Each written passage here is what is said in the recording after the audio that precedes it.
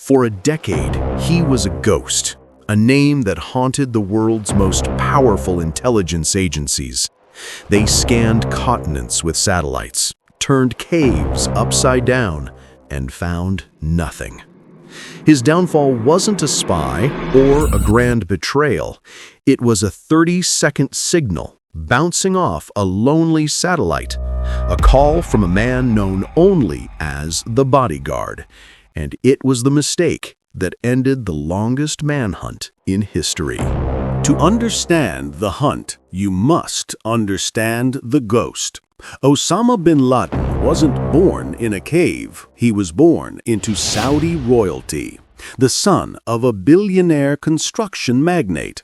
He inherited millions, studied economics, and was even a fan of English soccer. He was, by all accounts, a quiet, devout, and humble man in his personal life. But this humble exterior hid a megalomaniac. The Soviet invasion of Afghanistan in 1979 lit a fuse in him. He went from financier to fighter, co-founding a group to support the Mujahideen. It was here he built the base, al-Qaeda. His war wasn't just on armies, it was on innocence. The 1998 U.S. Embassy bombings, the attack on the USS Cole, and finally, the horror of September 11th, which left nearly 3,000 people dead and a gaping hole in our hearts. The most wanted man on Earth then vanished, and for 10 years, the trail was ice cold. The CIA knew bin Laden wasn't running his network by carrier pigeon. He relied on a human chain, trusted couriers. For years, they heard whispers of a man using the pseudonym Abu Ahmed al-Kuwaiti. He was the key. But finding one man in a region of millions was like finding a single grain of sand on a beach. Then, in late summer 2010, they got their break. A trusted bodyguard, growing complacent, made a fatal error. From a fortified compound in Abbottabad, Pakistan, he used a satellite phone. U.S. intelligence intercepted the call. They tracked the signal, and it led them to a specific phone number. That number led them to a city, and surveillance led them to the courier himself.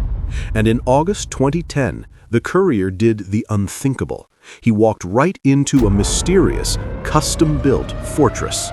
This wasn't a safe house. It was a palace for a king or a ghost. The CIA didn't have a picture of bin Laden inside. They didn't have a voice recording. All they had was a pacer, a tall man who never left the walls. The CIA's confidence was at 90%. It was the strongest lead in a decade, but it was still a gamble. On May 2, 2011, President Obama made the gutsy call. Operation Neptune Spear was a go. A small team of Navy SEALs was sent in. The mission was clear: go in, confirm the target, and take him out. The raid was a masterpiece of precision. They breached the walls room by room until they reached the 3rd floor. The world's most wanted man was found, unarmed. In a brief, brutal firefight, justice was delivered. The radio call went out: Geronimo, EKIA, enemy killed in action. To prevent his grave from becoming a shrine, his body was taken to the USS Carl Vinson and buried at sea within 24 hours, in accordance with Islamic practice. The ghost was gone. So, the untold truth? It wasn't one dramatic confession pulled from a darkened room. It was years of painstaking work, piecing together a puzzle that was finally cracked by a single, careless mistake. A satellite phone call that broke a decade of silence. It's a reminder that in our hyper-connected world, no one can truly disappear. What do you think was the biggest factor in finding bin Laden? Let us know in the comments below. If you have a taste for stories where real-world detective work hunts down the impossible, you need to subscribe. We break down the untold truths of history's biggest manhunts right here.